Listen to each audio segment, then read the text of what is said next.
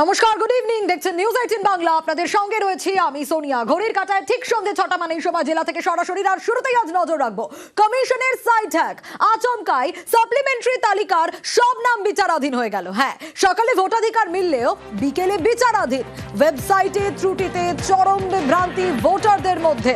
Website hack হয়েছিল বলে স্বীকার সিইও। সমস্যা মিটে যাওয়ার দাবি মনোজ আগরওয়ালের।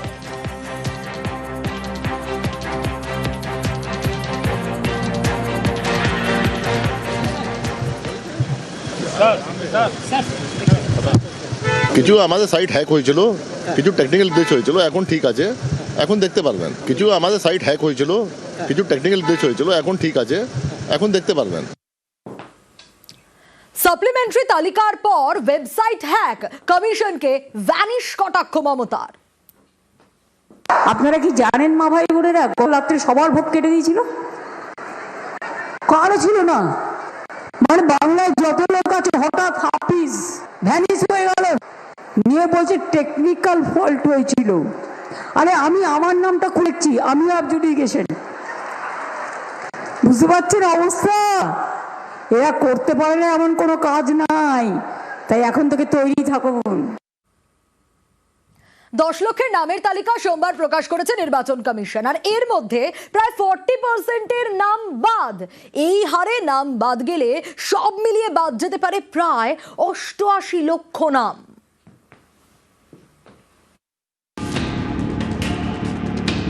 সোমবার মাঝরাত প্রথম সাপ্লিমেন্টারি তালিকা প্রকাশ করে নির্বাচন কমিশন। 23শে মার্চ সোমবার পর্যন্ত 29 লক্ষ নামের নিষ্পত্তি হয়েছে। এর মধ্যে 10 লক্ষের নামের তালিকা প্রকাশ করা হয়েছে। কমিশন সূত্রে খবর, এই 10 লক্ষের মধ্যে 40% নাম বাদ পড়েছে। নাম বাদের তালিকায় প্রায় 4 লক্ষ। 28শে ফেব্রুয়ারি প্রথম ভোটার তালিকা প্রকাশ করে কমিশন। এরপরে দেখা যায় খসড়া তালিকা এবং প্রথম ভোটার তালিকা মিলে নাম বাদ 63,66,952 এবং বিচারাধীন 60,06,675। সুপ্রিম কোর্টের নির্দেশে এই বিচারাধীনদের বিচার করছে বিচার বিভাগ। এর ভিত্তিতেই সোমবার প্রথম সাপ্লিমেন্টারি তালিকা প্রকাশ করা হয়। তাতে প্রায় 4 লক্ষ নাম বাদ গিয়েছে বলে কমিশন সূত্রে জানা গিয়েছে। 10 লক্ষের মাঝে 4 লক্ষের নাম বাদ। এই হারে চললে 60 লক্ষ বিচারাধীনের মধ্যে 24 লক্ষের নাম বাদ যেতে পারে। এর আগেই বাদ গিয়েছে 63,66,952। সব মিলিয়ে নাম বাদ যেতে পারে প্রায় 88 লক্ষ। নাম বাদ যাওয়া মানে ভোট দিতে পারবেন না এমন নয়।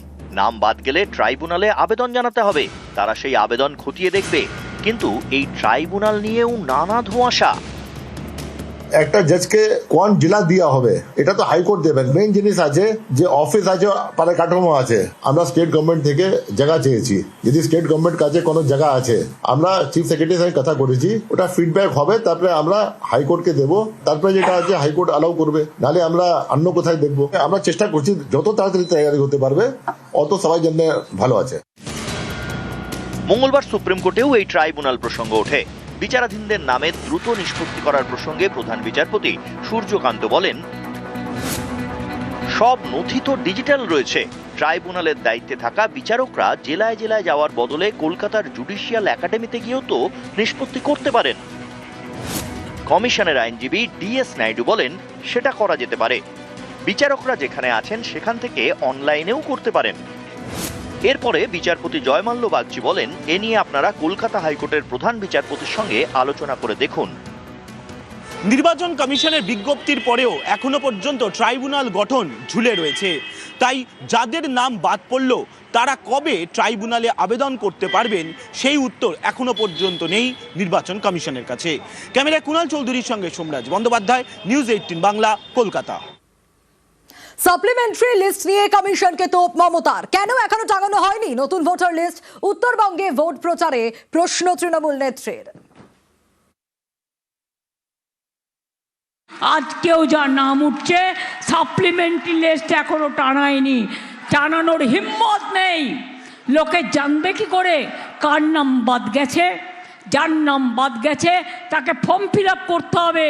আমরা ক্যাম্প করব এলাকায় এলাকায়, আমাদের বিএলওরা করবে, ওরা অনেক খেটেছে, ওরা ক্যাম্প বিএলএ করবে, বিএলএ 1, 2, আমরা লয়ার দেবো বিনা পয়সায়, কিন্তু আপনাকে আপনার দরখাস্তটা ফিল আপ করতে হবে।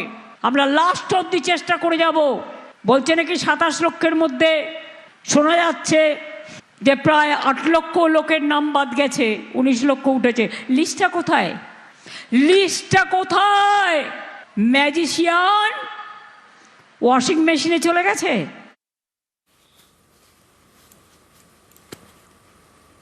মধ্যরাতে তাণ্ডব, মাঝরাতে তালিকা প্রকাশ নিয়ে তোপ মমতার। অধিকার কেড়ে এনআরসি লাগুর ছক, হুঙ্কার তৃণমূল নেত্রীর। কালকে সাপ্লিমেন্টারি লিস্ট বেরিয়েছে শুনলাম, পরশুদিন মধ্যরাতে যত বিজেপির তাণ্ডব। একদিকে মধ্যরাতে স্বাধীনতা এনেছিল, আমরা গর্ব করি, ভুলে যান স্বাধীনতার কথা। সংবিধান মানছে না, গণতন্ত্র মানছে না, মানুষের অধিকার মানছে না, মানুষের ভোটাধিকার কেড়ে নিচ্ছে, নিয়ে কালকে বলবে এনআরসি করে আমি ডিটেনশন ক্যাম্প করব। আমি বেঁচে থাকতে এনআরসি করে ডিটেনশন ক্যাম্প করতে দেব না। ইভেন আমার পরেও আমার জেনারেশন কোনো দিন অ্যালাউ করবে না। সাপ্লিমেন্টারি লিস্ট প্রকাশের পর জেলায় জেলায় উদ্বেগ। বাগদায় একটি বুথে বিচারাধীন 47, প্রত্যেকেরই নাম বাদ গিয়েছে বলে অভিযোগ। তাদের বেশিরভাগই মতুয়া। মুর্শিদাবাদের সুতির একটি বুথে আবার বাদ গিয়েছে 432 জনের নাম। বারাসাতের একটি বুথে 105 জনের নাম বাদ।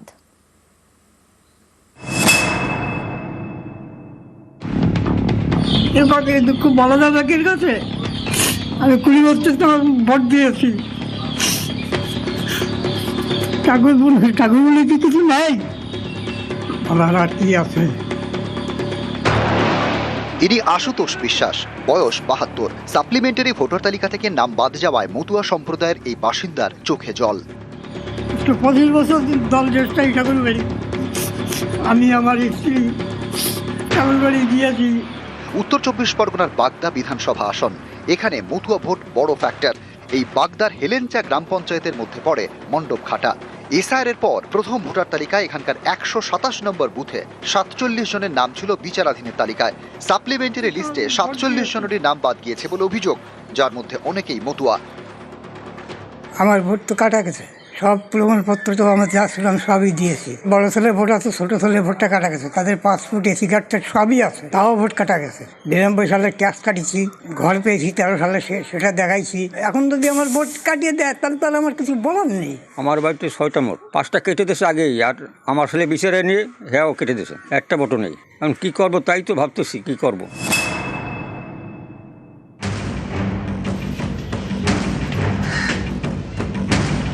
মুর্শিদাবাদের সুতির জগদায় 1 নম্বর গ্রাম পঞ্চায়েত।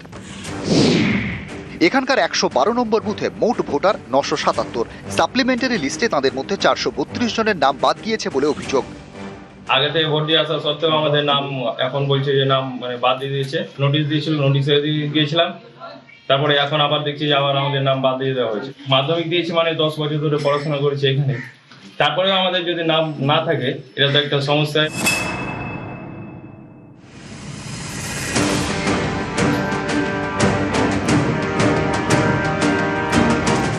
উত্তর 24 পরগনার বারাসাতে 262 নম্বর বুথ। স্থানীয়দের দাবি, এসআইআর পর প্রথম ভোটার লিস্টে এই বুথের 191 জনের নাম ছিল বিচারাধীন। সাপ্লিমেন্টারি লিস্টে তাদের মধ্যে বাদ গিয়েছে 105 জনের নাম। হঠাৎ দেখি যখন আমার নামটা ডিলিট হয়ে গেছে। আর 2 নাম আছে, কাগজপত্র দিয়েছি, পাসপোর্ট, আধার কার্ড, প্যান কার্ড। কেন আমার বাপদাদা জন্মের থেকে বসে আছি, নাম তুলতে হবে কিভাবে সেটাই জানতে হবে।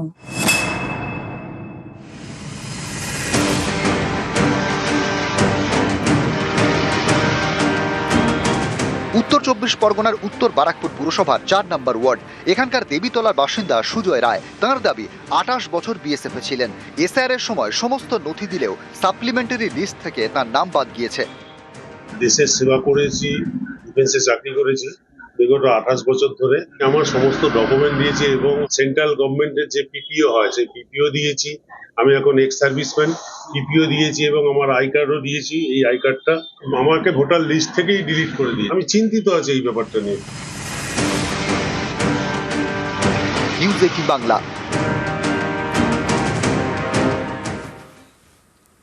সাপ্লিমেন্টারি লিস্ট, তাতে কারো নাম বাদ, কেউ বিচারাধীন, অথচ ডিউটি পড়েছে ভোটে, আর এ নিয়েই তৈরি হয়েছে বিতর্ক।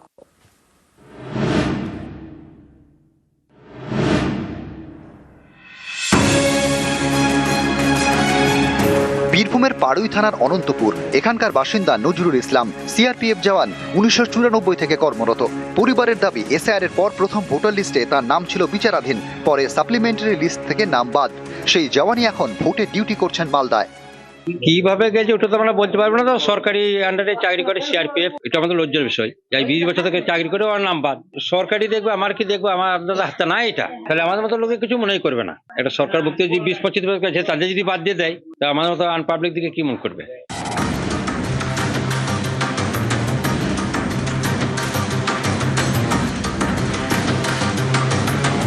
মুর্শিদাবাদের লালগোলায় এমএন একাডেমি, এই স্কুলের 4 শিক্ষকের ভোটের ডিউটি পড়েছে। ট্রেনিং এর জন্য নোটিশ পেয়েছেন। তাদের দাবি 4 জনেরই নাম ভোটার তালিকায় বিচারাধীন। ভোটার লিস্টে নাম থাকবে কিনা তা নিয়ে এখনো ধোঁয়াশা। এর মধ্যে কেন ভোটের ডিউটি দেওয়া হলো, প্রশ্ন শিক্ষকদের। প্রিজাইডিং অফিসার হিসেবে ডিউটি পেয়েছি। আমাদের পরিবারে 14টা ভোটারের মধ্যে 11টা ভোটারের অ্যাডজুডিকেশন এসছে। যখন আমাদের হিয়ারিংয়ে ডাকে, আমাদের অ্যাভেলেবল যা ডকুমেন্টস ছিল সব সাবমিট করেছি। তারপরেও সোমবার যে লিস্ট বেরোলো, সেই লিস্টে আমাদের প্রত্যেকের অ্যাডজুডিকেশন ওঠেনি। এটা জানি না নির্বাচন কমিশন কি করে পাঠালো, নির্বাচন কমিশন বলতে পারবে। তবে আমরা সবাই ভারতীয়, নির্বাচন কমিশনের উচিত আমাদের ভোটের নাম তোলা। যে ভোটার লিস্ট, তাতে আমি বিচারাধীন। 1999 সালে আমি এই স্কুলে জয়েন করি। তারপর থেকে একাধিকবার ভোট করেও আসছি প্রিজাইডিং অফিসার হিসাবে। এবারও আমি প্রিজাইডিং অফিসারের দায়িত্বে আছি। যত দ্রুত সম্ভব সাপ্লিমেন্টারি লিস্টে সঠিক ভোটার হিসাবে আমার নামটা আসুক।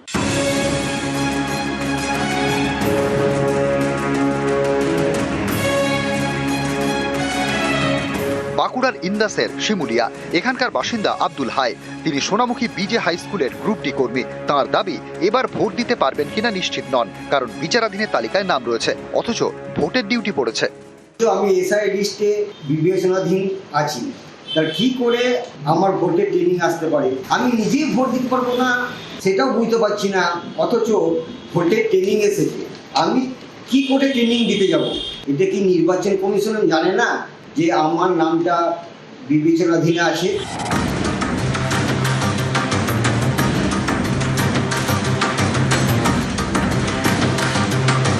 হুগলির খানাকুলের বাসিন্দা মুন্সি সাদিকুল করিম, উত্তর 24 পরগনার শাসনের গোলাবাড়ি পল্লীমঙ্গল হাই স্কুলের শিক্ষক।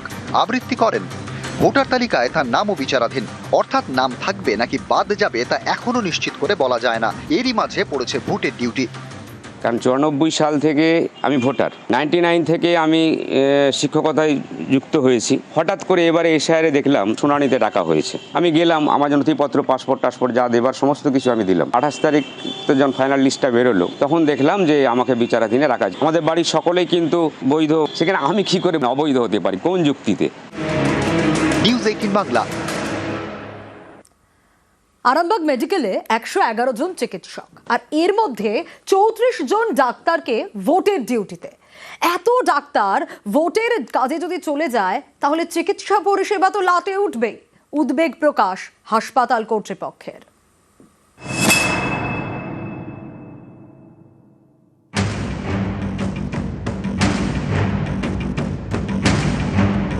চৌত্রিশ জন চিকিৎসককে ভোটের ডিউটি করতে হবে। নির্বাচন কমিশনের এই চিঠি পেয়ে চিন্তায় পড়ে যায় আরামবাগ মেডিকেল কর্তৃপক্ষ।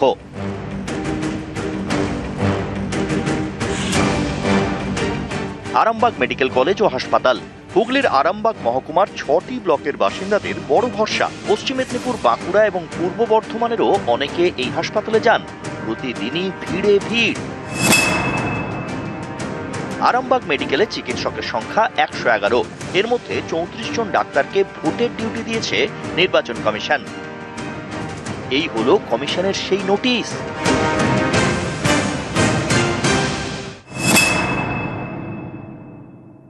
তো এত বড় একটা মেডিকেল কলেজ, এই মেডিকেল কলেজটার মধ্যে যদি সাধারণ মানুষের পরিষেবার ক্ষেত্রে একটা ঘাটতি তৈরি হয় এই ইলেকশন টাইমে, আমার তো মনে হয় এটা একটা বিরাট বিগেস্ট ইস্যু হয়ে যাবে সাধারণ মানুষের ক্ষেত্রে পরিষেবা পেতে। তো সেই জায়গায় আমার বক্তব্য এটাই থাকবে যে আমার মনে হয় এটা সরকারের ভাবা উচিত। পেশেন্ট এইমাত্র আমি নিয়ে এলাম, অ্যাক্সিডেন্ট হয়েছিল, তো ডাক্তারের অভাব আছে। এগুলো নির্বাচন কমিশনের সামনে ইলেকশন আছে, ওগুলো তো 36টার মতো ডাক্তার উঠিয়ে নিয়েছে। তো সেই হিসাবে মানুষের যে ট্রিটমেন্টগুলো, ইমার্জেন্সি ট্রিটমেন্টগুলো হয়, ওগুলো এক হবে না ঠিক মতো। যেসব সাধারণ মানুষ যারা আছে, তারা যারা বেডে আছে বলুন, আদার্স কোনো জায়গায় যারা থাকে, তাদের সেই মতো ট্রিটমেন্ট হবে না। কিন্তু 34 জন ডাক্তার ভোটের কাজে চলে গেলে হাসপাতাল চলবে কিভাবে? চিন্তায় পড়ে যায় আরামবাগ মেডিকেল কর্তৃপক্ষ। দ্বারস্থ হয় হুগলি জেলা শাসকের। এই বিস্তর জল ঘোলার পরে 34 জন চিকিৎসককে ভোটের কাজে ব্যবহার সংক্রান্ত নোটিশ প্রত্যাহার করে নেয় নির্বাচন কমিশন।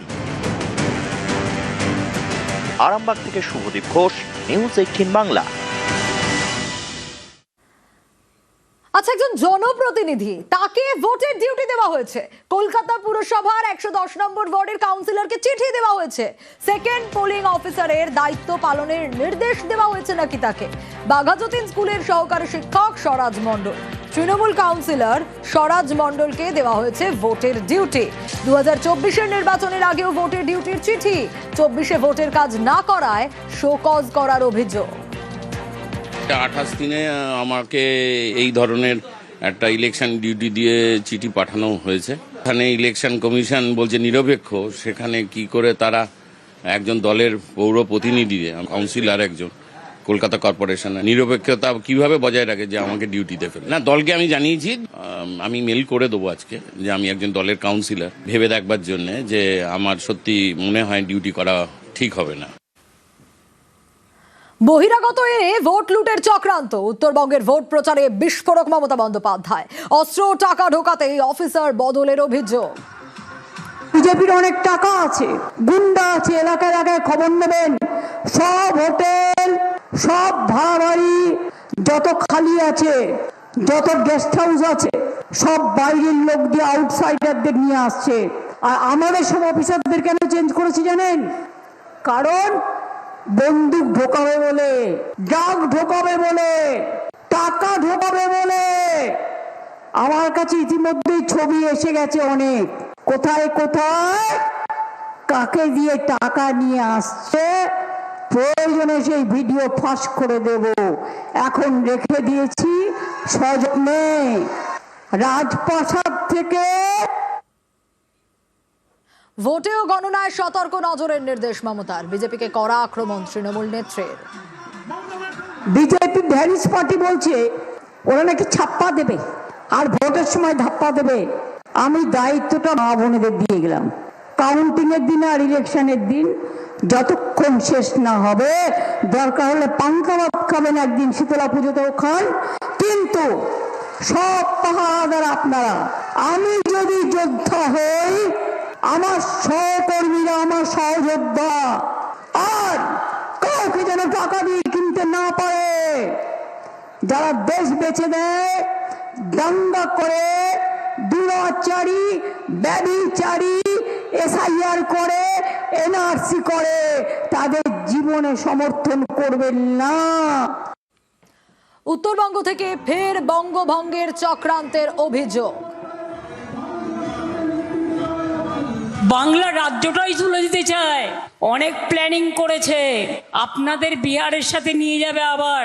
উত্তরবঙ্গের জেলাগুলোকে আমি আটকেছি, কয়েকদিন আগে এগুলো বেরিয়ে গিয়েছিল সোশ্যাল নেটওয়ার্কে, সেই দিনই আমি গর্জন করেছিলাম।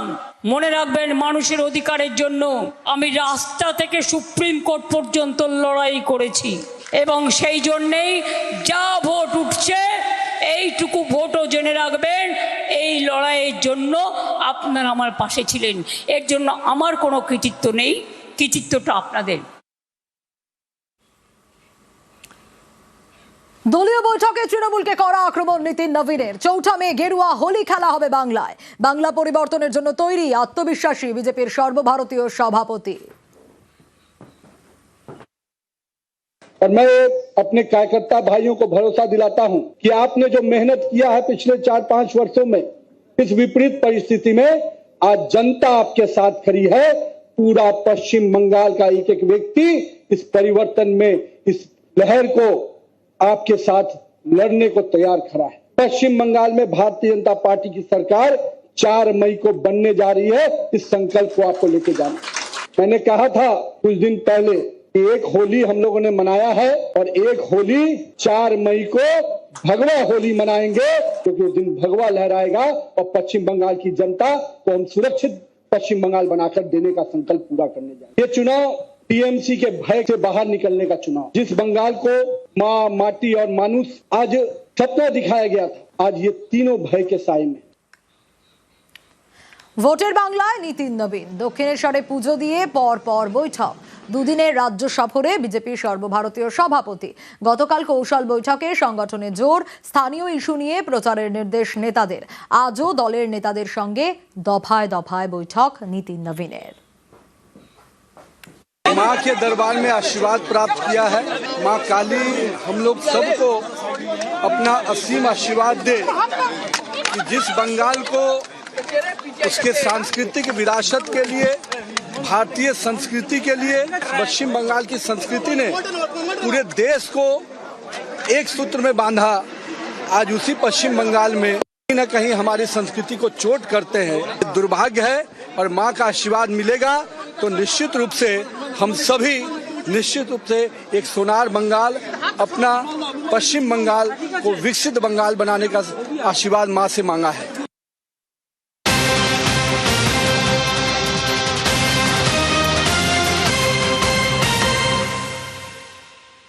আর বাংলা দখলে ভিন রাজ্যের নেতায় ভরসা। বাংলার ভোটের দায়িত্বে ভিন রাজ্যের নেতারা।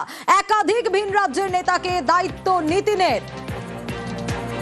একেবারে জোন ভাগ করে করে নেতাদের দায়িত্ব নীতিন নবীনের। বাংলা দখলে ভরসা ভিন রাজ্যের। দায়িত্ব দেওয়া হয়েছে কাদের কাদের? নবদ্বীপ উত্তর 24 পরগনার দায়িত্বে মধুকর সুরেশ রানা, অন্ধ্রপ্রদেশের বিজেপি নেতা, উত্তরপ্রদেশের বিজেপি নেতা। আর এর পাশাপাশি একাধিক ভিন রাজ্যের নেতাদের কাজে ক্ষুব্ধ নীতিন নবীন। বাংলার দায়িত্বপ্রাপ্তদের ভূমিকায় অসন্তুষ্ট বিজেপি নেতৃত্ব। সঠিকভাবে কাজ করতে বিজেপি কেন্দ্রীয় নেতৃত্বের নির্দেশ। বাড়ি বাড়ি জনসংযোগ বাড়াতে নির্দেশ নেতাদের। কর্মীদের সঙ্গে থাকার নির্দেশ নীতিন নবীনের।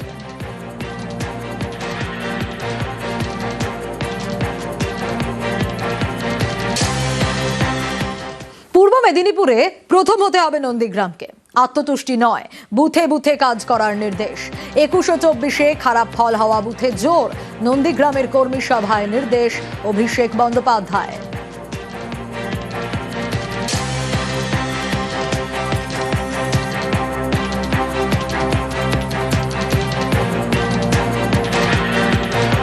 পূর্ব মেদিনীপুরে প্রথম হতে হবে নন্দীগ্রামকে। আত্মতুষ্টি নয়, বুথে বুথে কাজ করার নির্দেশ। 21 ও 24-এ খারাপ ফল হওয়া বুথে জোর। নন্দীগ্রামের কর্মী সভায় নির্দেশ অভিষেকের।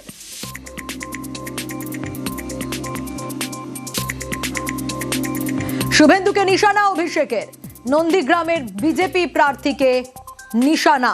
তৃণমূল প্রার্থী পবিত্র কর নন্দীগ্রামে থাকেন, বিজেপি প্রার্থী নন্দীগ্রামে থাকেন না বলে তো। বিজেপি প্রার্থী ধর্মের রাজনীতি করেন বলে তো।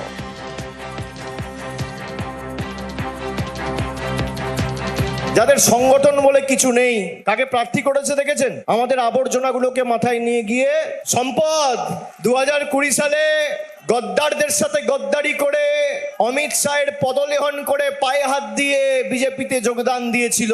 বশ্যতা স্বীকার করেছে, মেরুদণ্ড বিক্রি করেছে, বিদ্যাসাগরের মাটিকে বিক্রি করেছে।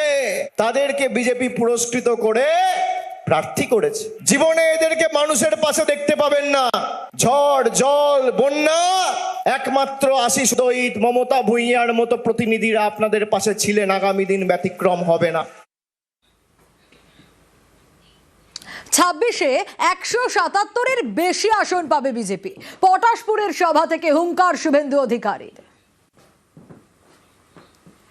শুভেন্দু অধিকারী রীতিমতো হুঙ্কার দিয়েছেন আজ 26-এ 177-এর বেশি আসন পাবে বিজেপি। 16-এ 3, 21-এ 77 আর 26-এ 177 প্লাস। পটাশপুরের সভা থেকে হুঙ্কার শুভেন্দু অধিকারীর। এবারের নির্বাচনের ফলাফল ভারতীয় জনতা পার্টি তার যা প্রয়োজন 148, তার থেকেও বেশি সংখ্যা নিয়ে একটি রাষ্ট্রবাদী ডবল ইঞ্জিন সরকার তৈরি করেছে। 16-তে 3, 21-এ 77, 26-এ 177 প্লাস। নন্দীগ্রামে হেরেছে, এবারে ভবানীপুরে হারবে।